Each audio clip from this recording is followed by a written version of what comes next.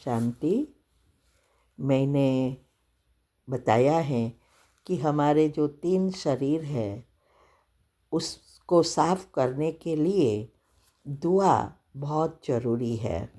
और दुआ अनेक रीति से हम प्राप्त कर सकते हैं, लेकिन कई चीज़ें बहुत इजी है। जैसे आजकल लोग वीडियो तब देखते हैं जब कितने लाइक है, कितना शेयर किया है, कमेंट कितनी रखी है, कितने सब्सक्राइबर है, व्यूज़ कितने हैं, ये सब देखकर वीडियो देखते हैं। तो यहाँ भी हमें अगर दुआ कमाना है तो हर एक वीडियो में लाइक, शेयर, कमेंट और सब्सक्राइब करना है। इससे कई आत्माएं इसको देखेंगी तो उसमें भगवान की बातों को समझने के लिए मन होगा और फिर इसमें से कई आत्माएं बाबा के जो छुपे हुए रत्न हैं, माना भगवान के बच्चे जो है वो निकल आएंगे। और कईयों को, बाहर वालों को भी अगर इससे फ़ायदा होगा तो ये सबसे दुआ मिलेगी जिसने ये 4 चीज़ें की है। इसीलिए ये घर बैठे दुआ कमाओ। लोग घर बैठे पैसा कमा रहे हैं, आप दुआ कमाओ तो हम भगवान के बच्चे नंबर 1 में जल्दी जल्दी आ सकेंगे। ठीक है। ओम शांति। शांति। आपका प्रश्न है कि अव्यक्त मुरली और साकार मुरली में इतना अंतर क्यों होता है। अव्यक्त मुरली में परमात्मा किसी एक टॉपिक पर समझाते हैं और साकार मुरली में रिपीट होता रहता है। कभी कहते हैं मुझे याद करो, स्वर्ग को याद करो, परमधाम सेवा आदि की बातें बार बार आती है। तो साकार मुरली में कभी परमधाम की बातें, फिर एकदम से और किसी सेवा की बातें में चले जाते हैं, फिर और कोई बात करते हैं, तो बातें डिस्कनेक्ट जैसी लगती है। तो ये क्यों इतना अंतर है। उत्तर है, देखो, साकार मुरली जब ब्रह्मा बाबा इस सृष्टि पर थे तब वो चलाई, और अव्यक्त मुरली ब्रह्मा बाबा के अव्यक्त बनने के बाद चालू हुई।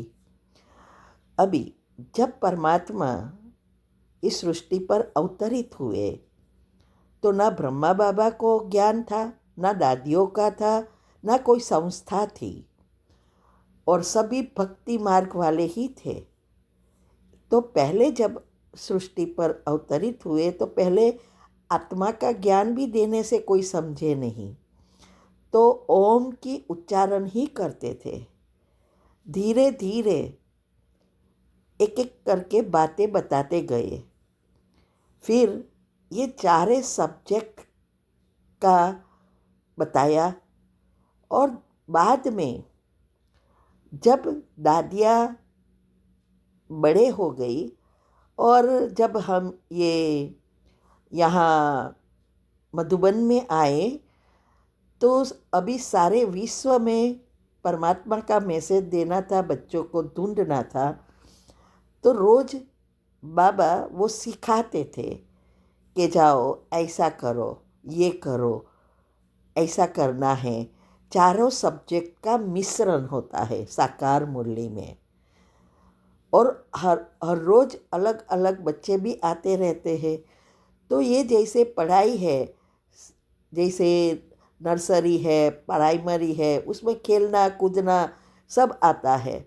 लेकिन जैसे कॉलेज में जाते हैं या यूनिवर्सिटी में जाते हैं तो पढ़ाई में चेंजेस आता है। ऐसे ही जब ब्रह्मा बाबा थे और शुरुआत हुई तो साकार मुरली सभी बातों को वो समझाते थे।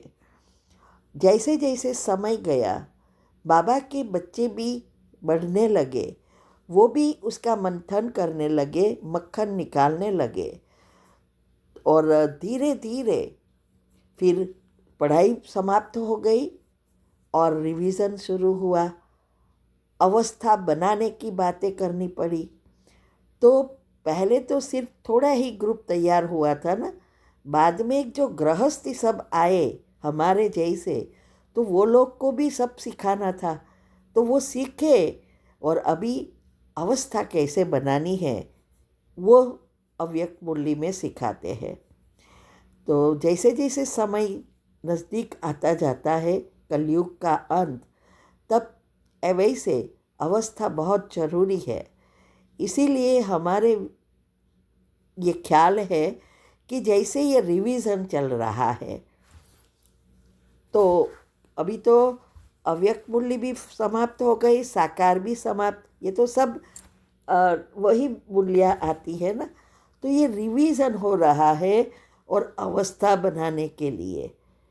इसीलिए साकार में अलग चीज़ है, अव्यक्त मूल्य अलग है। ठीक है। ओम शांति। ओम शांति।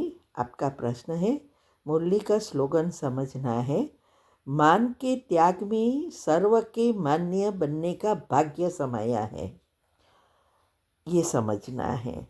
उत्तर है, मान का त्याग करना अर्थात सबको मान देना, चाहे छोटे हैं चाहे बड़े हैं, सबको मान की दृष्टि से देखना। और अगर बात भी करते हैं तो मान से ही बात करना है। खुद का देह अभिमान नहीं होना चाहिए कि मैं तो बड़ा हूँ, मुझे ये चाहिए, मैं ये इतनी सेवा करता हूँ, मेरा नाम होना चाहिए। नाम मान शान से परे ऊपर से सबको मान देना, वही माननीय बनने का भाग्य बनाते हैं। अर्थात वो ही सतयुगी राजा बन सकते हैं। तो जैसे दुनिया में आज देखो, तो जब भी बात करते हैं तू ता करके ही बात करते हैं, कोई बात में मैनर्स नहीं है। क्यों?